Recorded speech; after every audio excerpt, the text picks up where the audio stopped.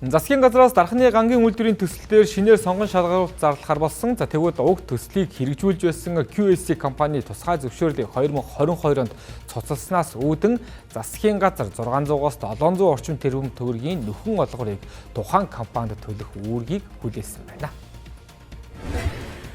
За ингээд тэр нь бол 2026 оны 1-р сард буюу 4 жилийн хугацаанд энэ шүүхээр эцэслэн одоо засгийн газрын цуцалсан шийдвэрийн одоо зөвтгсөн боловч энэ хөрөнгө оруулагчийн одоо хохирлыг барагдуулаарай нөхөн олгорыг нь олгоорой гэсэн ийм шийдвэр гаргасан. Өөрөлдвөл манай компаниг бол 100% дангаар нь буруутгах нь бол буруу байна гэж дүгнсэн.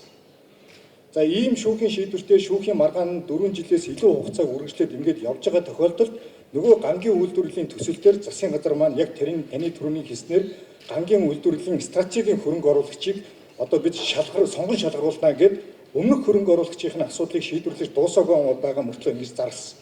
Тэгэхээр энэ байдал юмнууд чинь бол энэ хөрөнгө оруулалтад байгаа хөрөнгө оруулалтын огцныг буруу харагдуулж байна.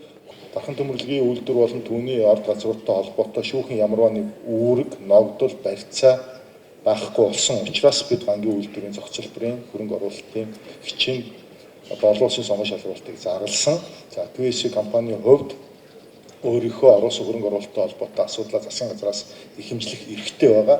Энэ нь дархан төмөрлөгийн үйлдвэр болон түүнд байгаа харьяанд байгаа орд газруудтай хамаагүйгээр засгийн газраас ихэмжлэх эрхтэй гэсэн ийм л одоо тайлбартай байгаа. Хууль эрх зүйн хувьд ямар нэг барьцаа, ямар нэг асуудал байхгүй.